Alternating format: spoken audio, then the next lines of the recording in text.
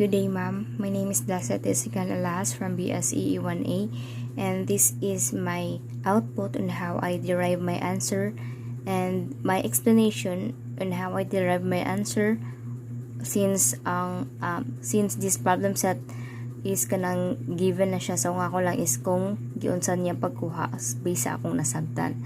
So the lecture 3 topic is all about electricity. Problem set number 1. So example 5.1 on page 193 to 194. The force on the electron in hydrogen. A hydrogen atom consists of a single proton and a single electron. The proton has a charge of positive E and the electron has a negative E. In the ground state of the atom, the electron orbits the proton at most probable distance of 5.29 times 10 raised to the 11th power meter. So shown as figure 5.15 shown in the book.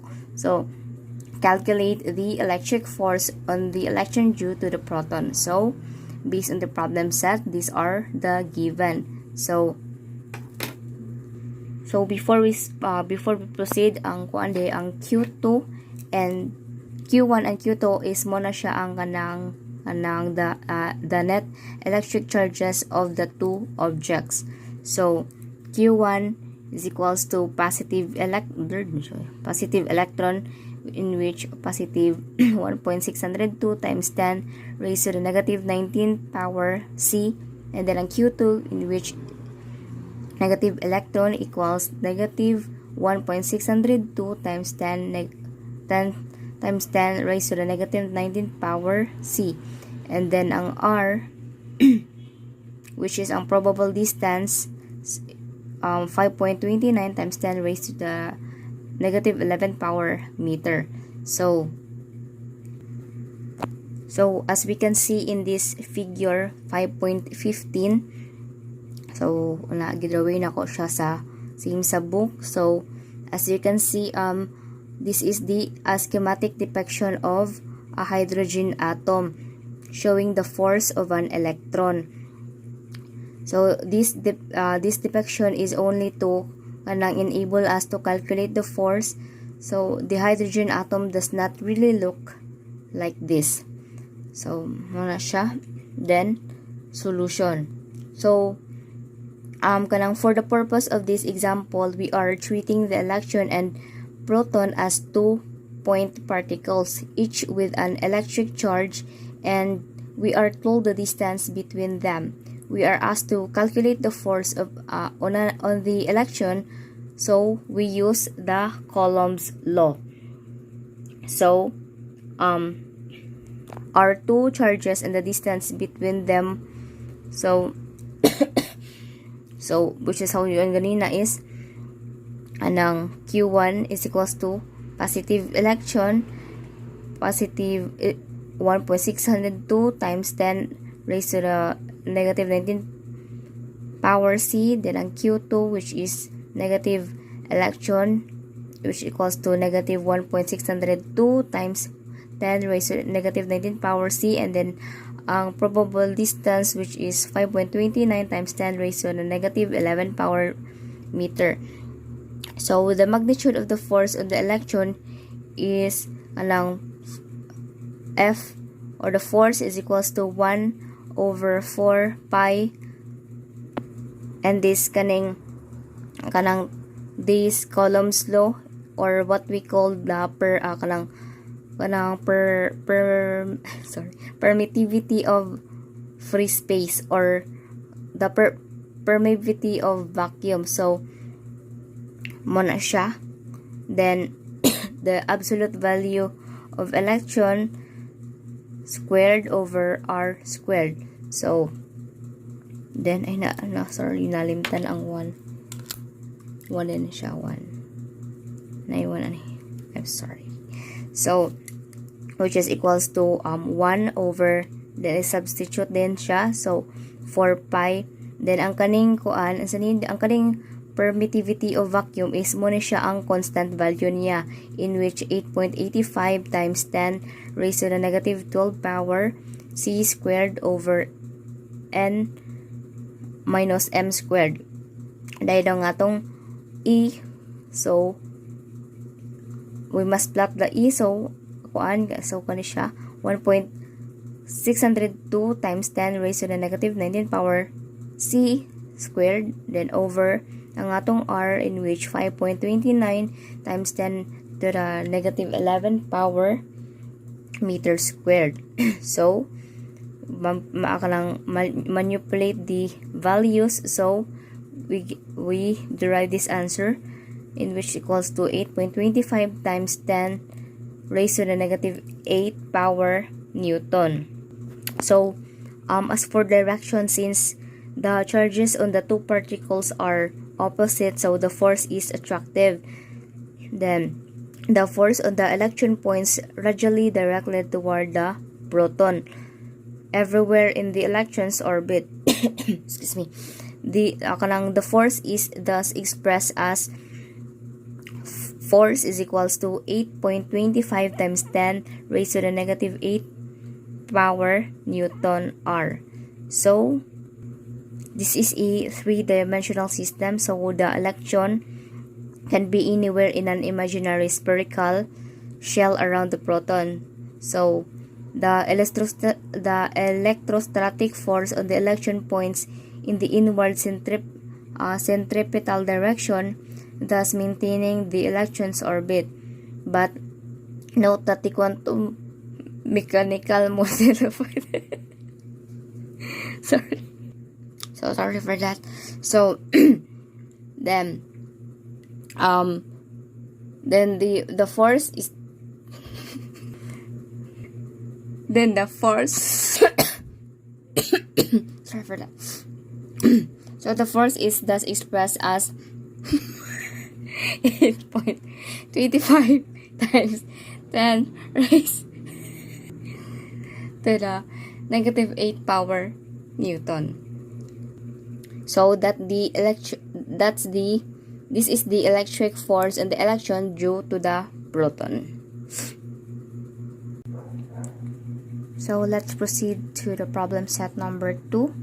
Example 5.2 on page 196 to 197. The net force the net force from two source charges. Three different small charge objects are placed as shown in figure 5.17 on the book. So the charges Q1 and Q3 are fixed in place. Q2 is free to move. Given Q1 is equals to 2E, Q2 is equals to negative 3E, and Q3 equals to negative 5E, and that D equals to 2.0 times 10 raised to the negative 7 power meter. What is the net force on the middle charge Q2? So from the given, so Q1 is equals to 2E, Q2 is equals to negative 3E, Q3 is equals to negative 5E, and the distance is equals to 2.0 times 10 raised to the negative 7 power meter.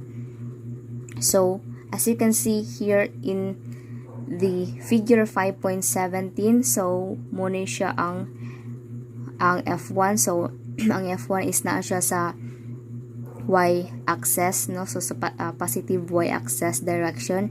Then ang F23 is na sa x negative x-axis direction, and then mana siya. Then ang F10 is kanang ang between siya sa F23 and F21. So excuse me. Then so ako giingon ganina is ang F21 and ang F23 is kanang fixed na bitaw siya sa place niya. Dayon ang Q2 dayon is kanang pwede siya malihok-lihok. So muna siya ang figure 5.17 based dito sa book. Then solution. So kanang we use Coulomb's law again. So same sa problem set number 1 ganina.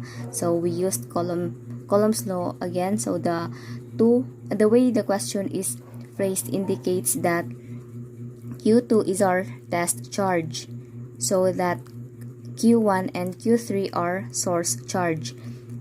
So the principle of superposition says that the force on Q2 from each of the other charges is unaffected by the presence of other charge. So therefore, we write down the force on Q2 from each and add them together as vectors.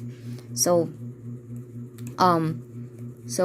as we can see here, we have two source charges, the Q1 and Q3 rather, a test charge Q2, distance R21 and R23, and we are asked to find a force. So pangitaon na tong force.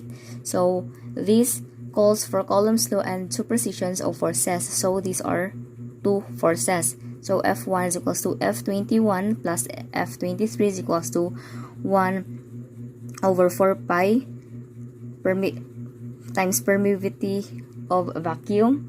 So muna siya times the quantity of Q2 Q1 over R21 squared plus the times the sorry, plus the negative Q2 Q3 over R23 squared. So to find the force, so kung ano na to una ang, so to find the net force, kanang ang net force is kanang obtained bitaw from applying the Pythagorean theorem to its x and y components. So we use this formula. F is equals to square root of f squared f x squared plus nabali na siya, sorry, plus fy squared. And ayun, so then ang para makuan siya is pangitaon na to ang fx. So fx is equals to negative f23 is equals to negative 1 over 4 pi times kanang permittivity of vacuum. So same sa atong gigamit sa problem set number 1 ganina. So Q2 times Q3 over R23 squared. So so diba ang katong ako ingon ganina sa problem set number 1 is ang kanang kalimot ko kanang ang constant value sa permittivity of vacuum is kuan pila nga ito is kanisya sa kuan is 8.85 times 10 raised to the negative 12 power c squared kanang over n minus m squared. So sorry, so katugo na migo sa oras. So anyways, so let's proceed. Muna siya, then nila nga tong Q2, then 4.806 times 10 raised to the negative 19 power c, then Q3 is 8.01 times 10 raised to the negative 19 power c over 4, then lang atong kuan, then 4 times 10 raised to the negative 7 power meter squared. So so manipulate the value. So fx is equals to negative 2 times 16 times sorry. So fx is equals to negative 2.16 times 10 raised to the negative 14 power newton. So let's proceed sa fy. Fy is equals to f, so same lang Japon siya ang pagkuan niya, same lang Japon siya ang process. So ganina is negative 20 f23, so karon mag-focus sa punta sa f21. So f21 is equals to 1 over 4 pi times this permittivity of vacuum Q2, Q1. So same lang dyan po siya ganina. And then manipulate also the values. So Fy is equals to 3.46 times 10 raised to negative 14 power Newton. So let's go back sa kanang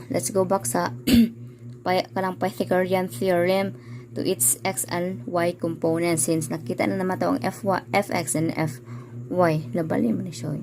So f is equals to square root of f x squared plus f y squared. So, nabali na siya pagsalat. Sorry for that. So dayon, so para makuha na siya is since square root man, so ato na siya kanang i-kuan kay para fx na lang mabilin, so i-cancel na siya ang square root og ang kana siya.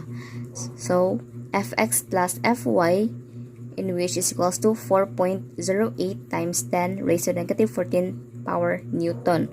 So the angle of tangent, so we kanang nagamit ang tangent sa kuan kay excuse me, kay ang tangent is kanang kuan man kanang opposite over adjacent. So fy over fx, so is equals to 10 over negative 1 excuse me. So ang atong fy in which kani siya ato na solve ganina is 3.46 times 10 raised to negative 14 power Newton. Then ang atong fx in which negative 2 kani siya negative 2 times 10 raised to the negative 14 power Newton. So divide, then we can, so equals to negative 58 degrees. So this is the net force on the middle charge Q2. So let's proceed to the problem set number 3. Example 7.4 on page 294 to 295. Calculating energy. You have a 12 volt motorcycle battery that can move 5,000 C of charge, and a 12 volt car battery that can move 60,000 C of charge. How much energy does each deliver? Assume that the numerical value of each change is accurate to 3 significant figures. So based from the problem set, these are the given. So the motorcycle battery battery na siya. So the battery Q2 is equals to 5,000 C. Then the delta V is equals to 12 volts. Then car battery is Q is equals to 60,000 C. So to say we have a 12 volts battery means it's terminals that have a 12 volts potential difference. When such a battery moves charge, it puts the charge through a potential difference of 12 volts, and the charge is given a change in potential energy equal to delta U equals to Q delta V. To find the energy output, we multiply the charge moved by the potential difference. So solution for the motorcycle battery, Q is equals to 5,000 and delta V is equals to 12 volts. So the total energy delivered by the motorcycle is delta U yun siya, delta U cycle excuse me, equals to 5,000 C times ang volts niya is 12 volts equals to lupat naman ako, sorry. So times 12 G over C dayon times, then equal na yun kanang manipulate. So the delta U motorcycle is equals to 6 times 6.00 times 10 raised to the 4th power joules. So since nakita na nato ang kuan sa motorcycle battery, then proceed na ta sa for the car battery. So delta V of car is equals to, so same lang sila, lahi lang ang kuan. So 60,000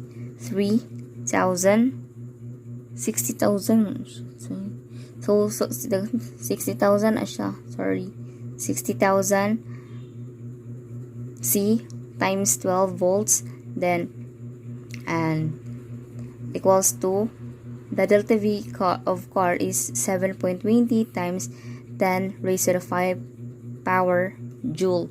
So kanang the voltage and energy are related, but they are not the same thing.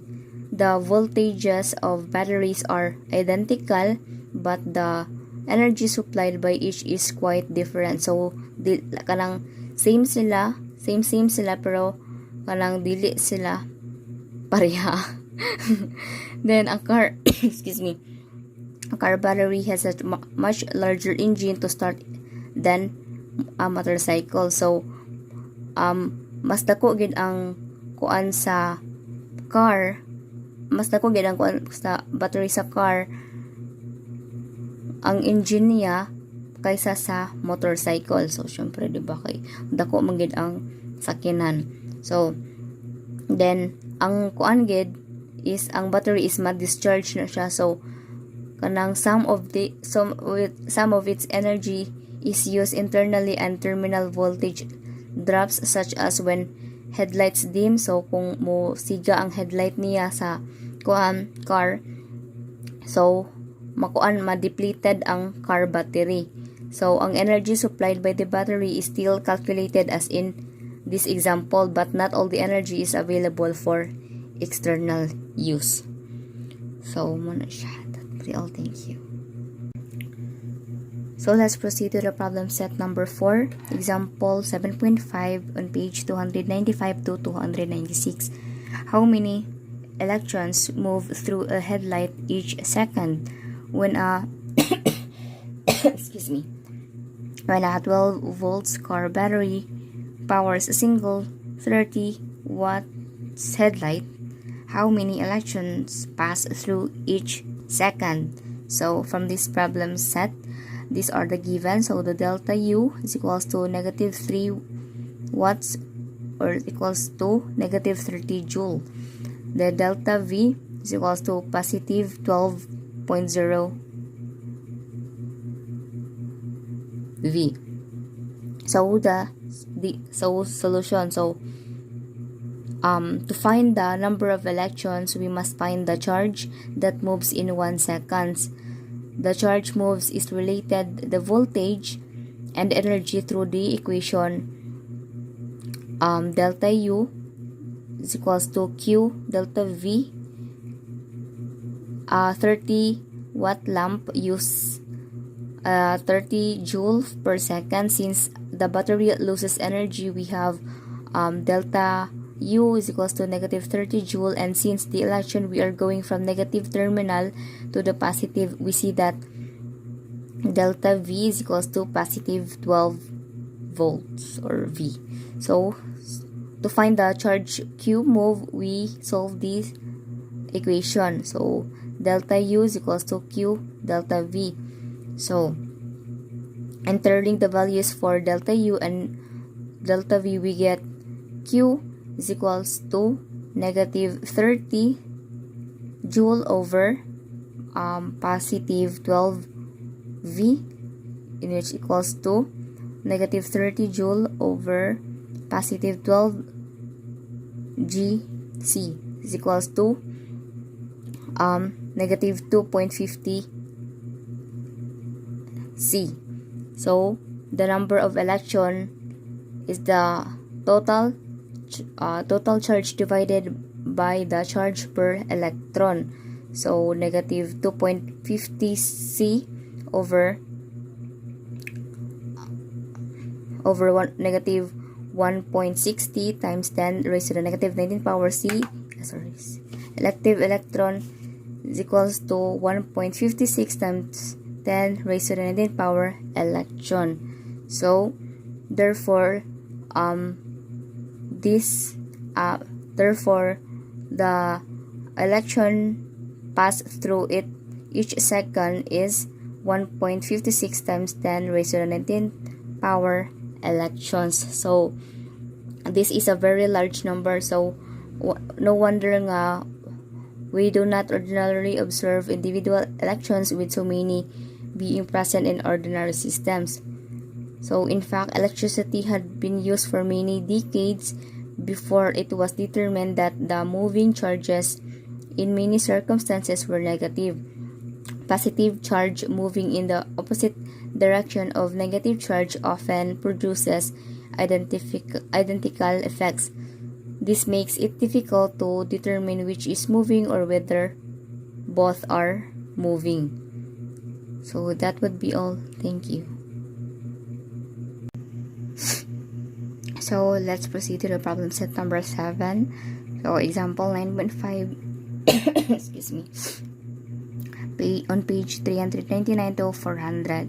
So the current density, resistance, and electrical field for a carrying wire. So calculate the current density, resistance, and electrical field of a 5-meter length of copper wire with a diameter of 2.053 millimeter or 12 gauge, carrying a current of I is equals to 10 milliamp.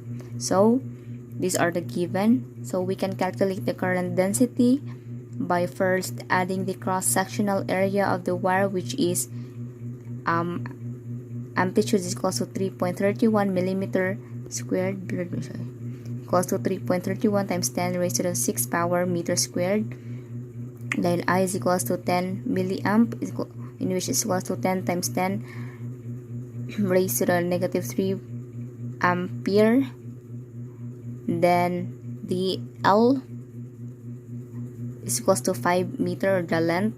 Then ang P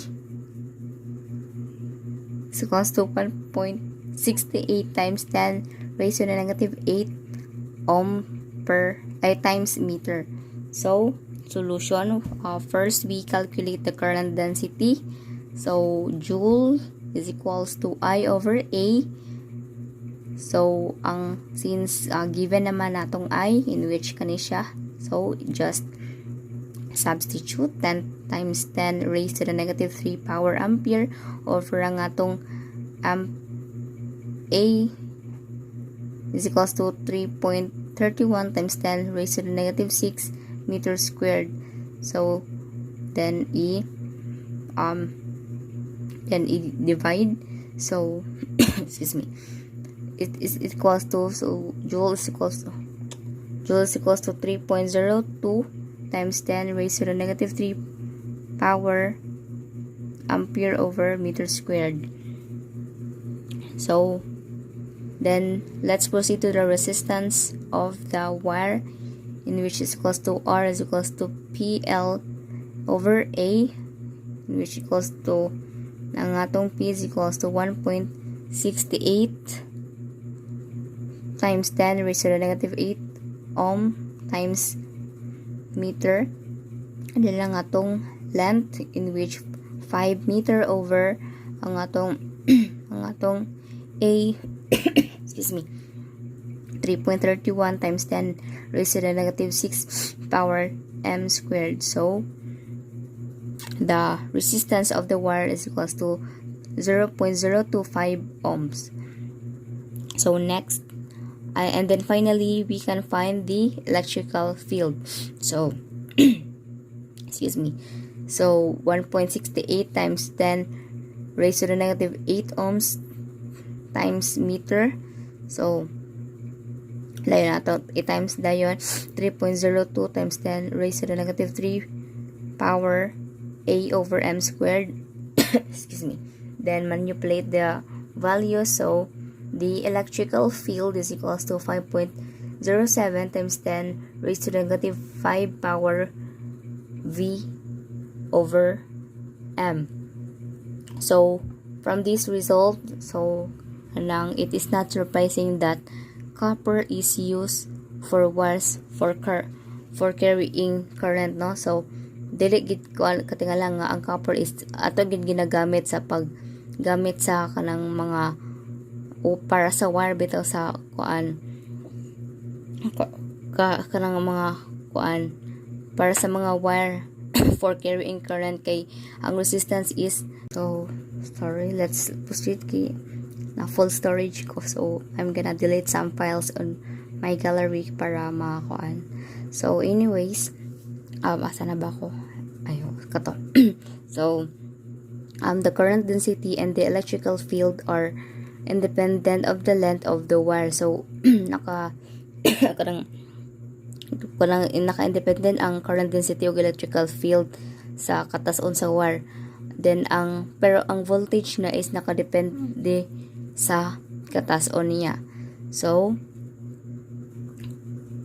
the resistivity and current density can be used to define electric field. So these are the current density. So the current density is equal to, so muna siya ang current density, then ang resistance of the wire, then ang electrical field. That would be all. Thank you. Kay lubat na ko.